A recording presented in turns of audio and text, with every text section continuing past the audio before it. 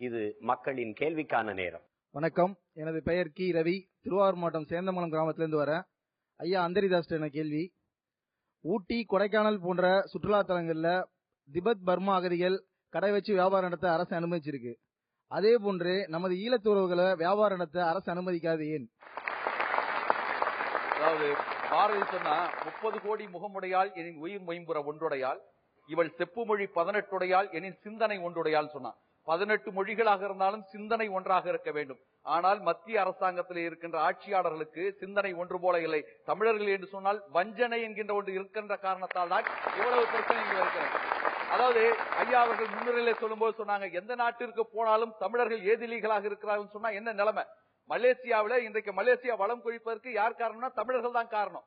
சயாமிலும் மலேசியாவிலும் இன்றைக்கு தண்டவாளங்க அமைப்பதற்கு உறுதியானவர்கள் யார் என்று சொல்லி தமிழன் என்று தேர்ந்தெடுத்த பிறகுதான் அங்கே போனார்கள். அதனால ஒரு கவிஞன் சொன்னா, இணை கோடுகளாய் ரயில் தண்டவாளங்கள், இரும்பு துண்டுகளா? இல்லை இல்லை, எங்கள் எலும்பு துண்டுகள் அப்படின்னு சொன்னா. ஆக அந்த அளவுக்கு பாடுபட்டவர்கள். ஆனா இன்னைக்கு மலேசியாவில் என்ன நிலைமைனா, அங்கே மலையர்கள் இருக்கிறார்கள், தமிழர்கள் இருக்கிறார்கள், சீனர்கள் இருக்கிறார்கள். மலையர்களுக்கு பொறுத்தவர்களே அவர்களுக்கு சிட்டிசன்ஷிப் இருக்கிறது, அவர்கள் போராடலாம். ஆனால் சீனர்களை பொறுத்தவர்களை ஓரளவுக்கு கொடுத்து விட்டார்கள். ஆனால் தமிழர்களை பொறுத்தவர்களை, இந்தியர்களை பொறுத்தவர்களை ஒட்டுமொத்தமாக இன்றைக்கு அவர்கள் போராடினால் அந்த குடியுரிமை கூட ரத்து செய்யப்படும் என்கின்ற பிரச்சனை தான் இருக்கிறது. ஆக அந்த அளவிற்கு இன்றைக்கு ஓரவஞ்சனையோடு நடத்தப்படுகிறார்கள். ஆனால் இன்றைக்கு அதை மத்திய அரசாங்கம் இன்றைக்கு உணர்வதாக தெரியவில்லை. ஓரவஞ்சனையோடு இருக்கின்ற அந்த காரணத்தால் தான். திருவாரூர் மாவட்டம் வேளாங்குடி என்ற கிராமத்திலிருந்து வரேன். வக்கீல் அம்மா அவர்கள்ட்ட ஒரு கேள்வி. ஈழத்தமிழர்களுக்கு ஏற்படுகின்ற கொடுமைகளுக்கு தீர்வு காண நாம் தாமதிக்கின்ற ஒவ்வொரு நொடியும் நாம் இழப்பது நமது இலங்கை தமிழர் சகோதர சகோதரிகளை நாம் நினைவில் கொள்ளாதது ஏன்? இதற்கு நீங்கள் முன் வாதிட்டதுதான் தீர்வா? இல்ல, இலங்கை தமிழர்களை பொறுத்தவரை தற்பொழுது இந்திய அரசாங்கம் கொடுத்த அழுத்தத்தின் காரணமாகத்தான் அங்க அந்த வடக்கு மாகாணத்தில் ஒரு தேர்தல் என்பது ஏற்பட்டு இருக்கிறது. அந்த தேர்தலின் வாயிலாக தமிழர் ஒருவர் தேர்ந்தெடுக்கப்பட்டு இன்றைக்கு ஒரு தமிழ் அமைச்சகம் அங்கு உருவாகி இருக்கு. திரு விக்னேஸ்வரன் அவர்கள் தலைமையில் இன்று ஒரு தமிழ் அமைச்சகம் அங்கு உருவாகி இருக்கிறது. வடகிழக்கு 2 மாகாணங்களிலும் இன்றைக்கு தமிழர்கள் வாழக்கூடிய பகுதிகளில் தமிழ் அமைச்சகம் என்பது உருவாக்கப்பட்டு இருக்கிறது. தற்பொழுது இந்திய அரசாங்கம் மென்மேலும் நம்முடைய ராஜீவ்காந்தி ஜெயவர்தனை ஒப்பந்தத்தை வலிமைப்படுத்தும் விதத்தில் 13வது அரசியல் அமைப்பு திருத்த சட்டத்தை நிலைநிறுத்த வேண்டும் என்ற ஒரு நிலைப்பாட்டை இலங்கை அரசாங்கத்திடம் எடுத்திருக்கிறது. அதன் மீது கொடுத்த அழுத்தம் என்பது இன்றைக்கு ஒரு தேர்தல் வடிவத்தில் நமக்கு ஒரு வெற்றியை தந்திருக்கிறது. அடுத்தபடியாக நிச்சயமாக இலங்கை தமிழர்களுக்காக நாம் அடுத்தது செய்ய வேண்டியது என்னவென்றால், அந்த 9 மாகாணங்கள், இலங்கையில் இருக்கக்கூடிய அனைத்து மாகாணங்களும் 9 மாகாணங்களும் சிங்கள வாழக்கூடிய மாகாணங்களும் இருக்கின்றன. அனைத்து மாகாணங்களிலும் இந்தியாவில் இருக்கக்கூடிய ஒரு ஆட்சி முறை போன்ற ஒரு ஆட்சி முறையை நாம் இலங்கையில் உருவாக்க வேண்டும் என்ற அடிப்படையை இந்தியா வலியுறுத்தி வருகிறது. அந்த அடிப்படையில் பாத்தீங்கன்னா ஒரு மாநில அந்தஸ்து என்பது இந்த மாகாணங்களுக்கு கிடைக்கப்பெறும். அதுதான் நம்முடைய ராஜீவ்காந்தி அவர்களின் ஒப்பந்தம் என்பது. ஆகையால் மாகாணங்கள் மாநிலங்களாக உயர்த்தப்படும் பொழுது மாநில அந்தஸ்து என்பது இவர்களுக்கு வரும் பொழுது சட்டம் ஒழுங்கு, நில உரிமை இவைகள் எல்லாம் அந்தந்த மாநிலங்களுக்கு மாகாணங்களுக்கு கிடைக்கப்பெறும். அந்த விதத்தில் நிச்சயமாக நம்முடைய அடுத்த போராட்டம் என்பது தமிழர்களுக்காக நாம் மத்திய அரசாங்கம், குறிப்பாக காங்கிரஸ் கட்சி இதற்காக பெரிய முயற்சியை எடுத்து வருகிறது. அவங்க சொன்னாங்க, நாங்க சொன்ன அழுத்தத்தின் காரணமாக ராஜபக்சே அங்க தேர்தல் நடத்தினாரு. அப்போ அவங்க ஒத்துக்கிட்டாங்க. இவங்க சொன்னா ராஜபக்சே கேட்பாருன்றத ஒத்துக்கிறாங்க. ஆக இவங்க சொன்னதனாலதான் இந்திய அரசாங்கத்தினுடைய பிரதிநிதியா ராஜபக்சேன்றதை அவங்க ஏத்துக்கிறாங்க. அடுத்து அவங்க சொன்னாங்க, ராஜீவ் ஜெயவர்தனை ஒப்பந்தத்தை நாங்க நிறைவேற்ற நடவடிக்கை எடுக்க போறோம். இந்த தேர்தலே வடக்கு கிழக்கு மாகாணத்தை இணைத்து நடத்தி இருந்தாங்கன்னா ராஜீவ் ஜெயவர்தனை ஒப்பந்தப்படி நடந்த தேர்தல். ஆனா இதுவே வடக்கு தனியா கிழக்கு தனியா பிரிச்சு வச்சு நடக்குது. இதை கேட்க முடியல. அந்த ஒப்பந்தத்தினுடைய முக்கியமான சரத்து, முழுமையான சரத்து தமிழ் பகுதிகளை ஒன்னா சேர்த்து தேர்தல் நடத்தினா அதையே அவங்க பிரிச்சு வச்சு நடத்துறாங்க. அத இவங்க கேட்கற. ஆனா தேர்தல் நடத்துறதுக்கு நாங்க தான் காரணம் சொல்றாங்க. சரி, அது கூட தேர்தல் நடத்தினாங்க, தேர்தலில் தேர்ந்தெடுக்கப்பட்டாங்க. தேர்ந்தெடுக்கப்பட்டதுக்கு பிறகு அந்த அரசாங்கத்துக்கு என்ன உரிமையை வாங்கி கொடுத்தாங்க? இவங்க சொல்ற ராஜீவ் ஜெயவர்தன ஒப்பந்தத்தை அந்த நாட்டை நிராகரிச்சிச்சு. அவங்க அந்த நாட்டினுடைய உச்சநீதிமன்றம் ஜனதா விக்தி பிரமணா தொடுத்த வழக்கில் இது நாடாளுமன்றத்தினுடைய ஒப்புதலை பெறாமல் இந்த திருத்தம் அறிவிக்கப்பட்டிருப்பதால் இதை ஏற்றுக்கொள்ள முடியாது என்று அந்த நாட்டினுடைய உச்ச நீதிமன்ற தீர்ப்பு தந்திருக்கு. இதுவரைக்கும் நாடாளுமன்றத்தில் இந்த ஒப்பந்தத்தை வச்சு ஒப்புதல் வாங்கியிருக்காரு ராஜபக்சே இல்லையே. அந்த ஒப்பந்தம் செல்லாதுன்னு அவங்க உச்ச நீதிமன்றம் அறிவிச்சிருச்சு. அதுக்கு பிறகு இவங்க எப்படி போய் செயல்படுத்த போறாங்க? ஆக முழுக்க முழுக்க கடந்த கால தவறுகளை இன்னைக்கு தேர்தலுக்காக அது வெளியே வந்துருது என்ற பயத்தின் காரணமாக சொல்லுகின்ற பசப்பு வார்த்தையை தவிர இது அவர்கள் இன்னும் பரிகாரம் தேடுவதற்கான முயற்சியில் கூட ஈடுபடவில்லை என்பதுதான் தமிழ் மக்களுடைய வேதனையாக இருக்கிறது. வணக்கம், என்னுடைய பேர் எஜே ராம் கார்த்திக், கோடம்பாக்கத்திலிருந்து வருகிறேன். மதிப்பிற்குரிய ஐயா அந்தரிதாஸ் அவர்களிடம் என்னுடைய கேள்வி. ஐயா வணக்கம் ஐயா. மக்கள் பிரச்சனை என்னன்னு மக்களோட இருந்து பார்த்தா தான் தெரியும், அதை சரி பண்ண முடியும். எங்கள் உயிர், எங்கள் ரத்தம், எங்கள் மூச்சு, எங்கள் தொப்புள் கொடி உறவினர்கள் இலங்கை தமிழர்கள் அப்படின்னு இலங்கை தமிழர்களுக்காக உரக்க குரல் கொடுக்கிற எத்தனை தலைவர்கள் ஐயா அகதிகள் முகாமுக்கு போய் பார்க்கறாங்க, அவங்க பிரச்சனையை தீர்க்கிறாங்க. 66 ஆண்டுகளிலே 50 ஆண்டுகளை காட்டது காங்கிரஸ். அதற்கு பிறகு மாநிலத்திலே உள்ள அரசாங்கங்கள் இருக்கிறது. செய்கின்ற இடத்திலே அதிகாரம் பெற்றவர்கள் யார் என்று தெரியும், பேசுகின்ற இடத்திலே யார் இருக்கிறார்கள் என்று தெரியும், பேசுபவர்களுக்கு போராடுகின்ற வழியை தவிர வேறு எந்த வழியும் இல்லை என்பதும் தெரியும். ஆகவே போராடக்கூடிய நிலையிலே, தொடர்ந்து போராடக்கூடிய நிலையிலே தான் நாங்கள் போராடி கொண்டிருக்கிறோம். அதுவும் வீறு கொண்ட விடுதலை போராட்டம் என்பது ஒரு சில வருடங்களோடு முடிந்து விடுவதல்ல, இது ஓயாத போராட்டம். அந்த ஓயாத போராட்டங்கள் நின்று கொண்டு இன்றைக்கு அந்த அகதிகளுக்காக, மறுவாழ்வுக்காக நாங்களும் இன்றைக்கு போராடி கொண்டிருக்கின்ற அந்த நிலைமையிலே தான் இருக்கிறோம். ஆனா இன்னைக்கு என்ன நிலைமை அப்படின்னு சொன்னா, அங்க இருக்கிற அகதிகளுக்கு இங்க இருக்கிற அகதிகளுக்கு என்ன நிலைமை அப்படின்னு சொன்னா, ஒரே ஒரு வித்தியாசம் என்னன்னு சொன்னா, அங்க இருக்கிற பல இளைஞர்கள், உங்களை போன்ற இளைஞர்கள் திடீர்னு காணாம போயிடுறாங்க. வெள்ளை வண்டி வருது. அங்க இருக்கின்ற உங்களை போன்ற சகோதரிகளுக்கு மானபங்கப்படுத்துகிறார்கள். இது நான் சொல்லல, சர்வதேச ஆவணப்படம், கேலம் மேக்கரனுடைய ஆவணப்படம் சொல்கிறது. 75 பெண்மணிகள் இன்றைக்கு தாங்கள் பாலியல் பலாத்காரம் செய்யப்பட்டதை இன்றைக்கு வாக்குமூலமாக கொடுத்திருக்கிறார்கள். ஆகவே அந்த நிலைமையிலே இங்க அடிப்படை வசதிகளை செய்யவில்லை என்றது நாங்கள் கேட்கக்கூடிய நிலத்திலே தான் இருக்கிறோம். எப்பாவது ஒரு ஆட்சி பொறுப்பு வந்திருக்கோம்னா நீங்க சொல்லலாம், நீங்க ஆட்சி பொறுப்புல இருந்தீங்க ஏன் செய்யல அப்படின்னு சொல்லி. அவன் ராஜபக்சேவோட கூட்டணி அமைத்திருக்கின்ற ஒரு இந்தியா சர்க்காரை பற்றி போராடி இன்றைக்கு நாம் வாதாடி கொண்டிருக்கின்ற நிலைமையிலே தான் இருக்கிறோம். நம்முடைய கைகள் இன்றைக்கு கட்டைப்பட்டு இருக்கிறது என்கின்ற நிலைமையிலே தான் இதை ஒரு தொடர் போராட்டமாக நாங்கள் செய்து கொண்டிருக்கிறோம். நன்றி. வணக்கம், என்னுடைய பெயர் ராபின். நான் திருவொற்றியூர்ல இருந்து வரேன். என்னுடைய கேள்வி ஆவடி குமார் ஐயா கிட்ட. வணக்கம் ஐயா. யாதும் ஊரே யாவரும் கேள்வின்னு சொல்றோம். ஆனா இலங்கையிலிருந்து எத்தனையோ கஷ்டங்களையும் துன்பங்களையும் தாண்டி வர நம்முடைய உறவுகளை கூட நம்மளோட சேர்ந்து பழக விட்டு அவங்கள சந்தோஷமா இருக்க வச்சு பார்க்க விடாம துன்பப்படுறவங்க எல்லாம் ஒன்னா சேர்த்து அகதிகள் முகாம்ன்ற பேர்ல அடைச்சு வைக்கிறோமே, இது நியாயமா? யாதும் ஊரே யாவரும் கேளீர் என்பது தமிழ் பண்பாடு, தமிழனுடைய வாழ்க்கை முறை. அதை நம்ம கடைபிடிக்கணும், விரும்புறோம், கடைபிடிக்க முடியும்னு நம்பிக்கிட்டு இருக்கோம். ஆனா இந்தியா என்பது ஒரு நாடு. அந்த நாட்டுக்கென்று ஒரு அரசியல் சட்டம் இருக்கிறது.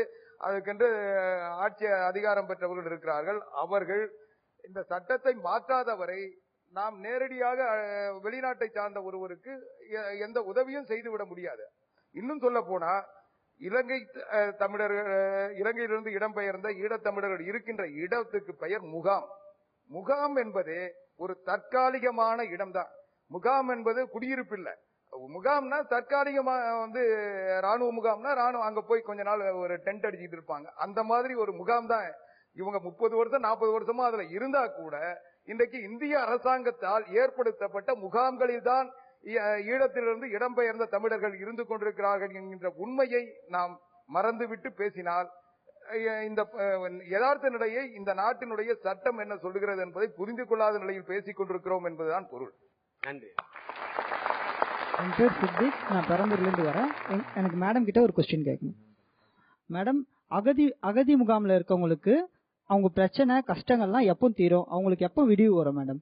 அதாவது அவங்களுக்கு விடிவு என்பது நிச்சயமாக நாம் பார்க்க வேண்டிய ஒன்று. இது உணர்வுபூர்வமாக நான் என்னை போன்றவர்கள் இதை உணர்வுபூர்வமாக பார்க்கிறோம். ஏனென்றால் இந்த பிரச்சனை அவங்களுடைய நல்ல வாழ்வாதாரம் என்பது மென்மேலும் அவங்க குடும்பங்கள் அடுத்தடுத்த ஜெனரேஷன் வந்துட்டே இருக்கு. ஆகையால அவங்களுக்கு ஒரு நல்ல வாழ்க்கை என்பது தேவை. அந்த ஒரு தலைமுறை இங்க வந்து சேர்ந்தவங்களுக்கு தான் தண்டனையாக இருக்கலாம். ஒருவேளை அவங்க அந்த நாட்டில இருந்து இங்க வந்தாங்கன்னா அடுத்தடுத்து வரக்கூடிய தலைமுறைகள் இதுல பாதித்து விடக்கூடாது என்பதில் நாங்கள் தெளிவாக இருக்கிறோம். அந்த விதத்தில் அவர்களுக்கு திரும்பி அந்த நாட்டிற்கு செல்வதற்கான வாய்ப்போ இந்த நாட்டிலேயே வாழ்வதற்கான குடியுரிமையோ அல்லது இரட்டை குடியுரிமை, அகதிகளுக்கும் இரட்டை குடியுரிமை கொடுங்கள் என்று கேட்கக்கூடிய, சத்தமாக கேட்கக்கூடிய தன்மையை காங்கிரஸ் கட்சியை சார்ந்த நான் இருக்கிறேன். இந்த திராவிட கட்சிகளோ இந்த தமிழ் கட்சிகள் என்று கூறக்கூடிய இவர்கள் ஏன் இதற்காக இதுவரை குரல் கொடுக்கவில்லை? ஏன் தயங்குகிறார்கள்? ஏன் இந்த தமிழ்நாட்டில் அவர்களும் வந்து அழைத்துக் கொள்வார்கள் என்ற பயமா இவர்களுக்கு? ஆகையால் அவர்களுக்கு சிறப்பு அந்த இந்த மாதிரி தனியா தள்ளி வச்சு பார்க்காம அவர்களையும் நம்மோடு சேர்ந்து வாழக்கூடிய வாய்ப்பை ஏன் இந்த தமிழ் கட்சிகள், தமிழ்நாட்டில் இருக்கக்கூடிய இந்த மாநில கட்சிகள் ஏன் உருவாக்க மாட்டேங்கிறத வருத்தம் எங்களுக்கு இருக்கிறது. எல்லாம் ஒத்துமையா நிக்கணும். இதுல ஏன் பிளவுபட்டு நிக்கிறாங்க? இத்தனை ஆண்டுகள் ஏன் இதை பத்தி பேச மாட்டேங்கிறாங்க?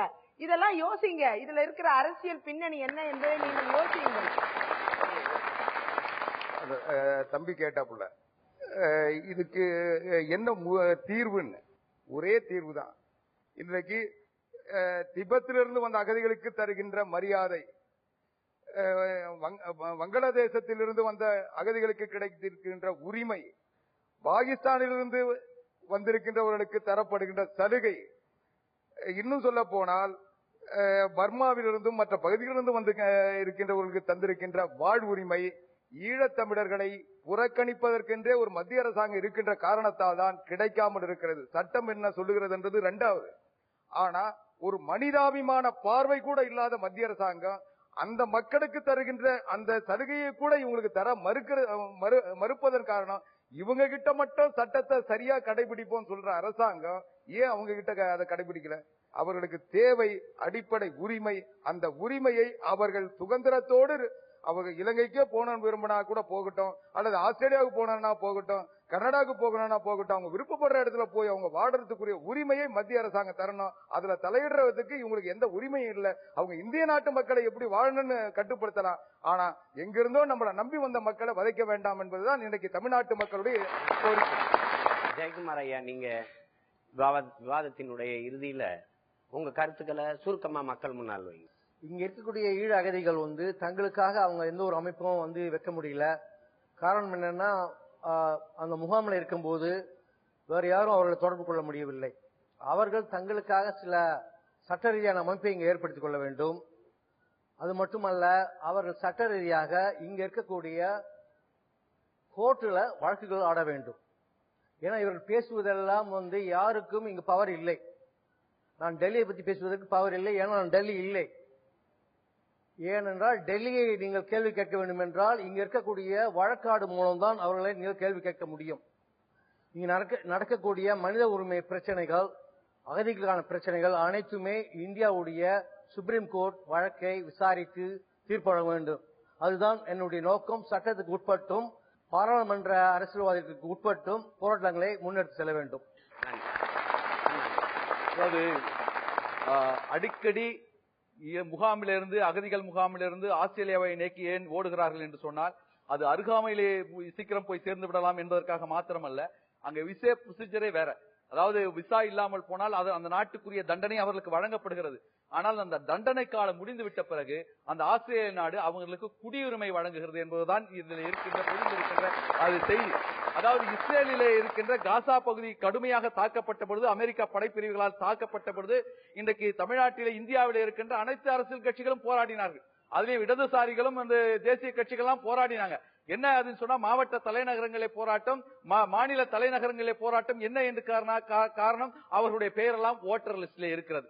வங்கதேசத்திலிருந்து 10 மில்லியன் பேர் இன்றைக்கு அகதிகளாக வந்திருக்கிறார்கள். அவர்களுக்கு உண்டான அகதிகள் முகாமிலே இன்றளவுக்கும் ஆண்டாண்டு காலமாக, அரை நூற்றாண்டு காலமாக அடிப்படை வசதிகள் செய்து தரப்பட்டிருக்கிறது என்று சொன்னால் அதற்கு ஒரே ஒரு காரணம், அவருடைய பெயரும் ஓட்டர் லிஸ்டில் இருக்கிறது. தமிழ்நாட்டிலே இருக்கின்ற அகதிகள் முகாமிலே எல்லோரும் பார்க்கின்ற ஒரு பார்வை வர வேண்டும் என்று சொன்னால் அவருடைய பெயரும் நாளைக்கு ஓட்டர் லிஸ்டிலே சேர்த்தால் நிச்சயமாக காங்கிரஸ் உள்ளிட்ட எல்லா அரசியல் கட்சிக்குமே அங்கே முந்தி தவம் கிடக்கும் என்பது ஒரு வெளிப்படையான இசையாக இருக்கிறது. ஆக அதற்கு வழிவகுக்க வேண்டும் என்பதுதான் எங்களுடைய கோரிக்கை. நன்றி. குறிப்பா முகாம்களில் இருப்பவர்களின் நிலைமை தான் நம்ம இப்ப பேசுகிறோம். அகதிகள் என்று கூறக்கூடிய இலங்கையிலிருந்து வந்த அகதிகள் பல்வேறு நாடுகளில் இன்றைக்கு வாழ்ந்து கொண்டிருக்கிறார்கள். இந்தியாவில் படித்துவிட்டு சென்றிருக்கிறார்கள். மீண்டும் இந்தியாவுக்கே வந்து தங்கள் வாழ்வாதாரங்களை தேடிக்கொண்டு இங்க நிறைய பிசினஸ் பண்ணி நல்லா வாழ்ந்துட்டு இருக்கவங்களும் இங்க இருக்காங்க. ஆகையால அகதி ஸ்டேட்டஸ் இருக்கிறவங்க இன்னும் இருக்காங்க. அதே நேரம் சிறப்பு முகாம்களில் இருப்பவர்களுக்கு அடிப்படை வசதிகள் என்பது இன்னைக்கு வந்து நம்ம நாட்டுல இருக்கக்கூடிய ஏழைகளுக்கு கூட இந்திரா ஆவாஸ் யோஜனா திட்டத்திலையும் பசுமை வீடு திட்டத்திலையும் இன்னைக்கு வீடுகள் கட்டித்தரோம்.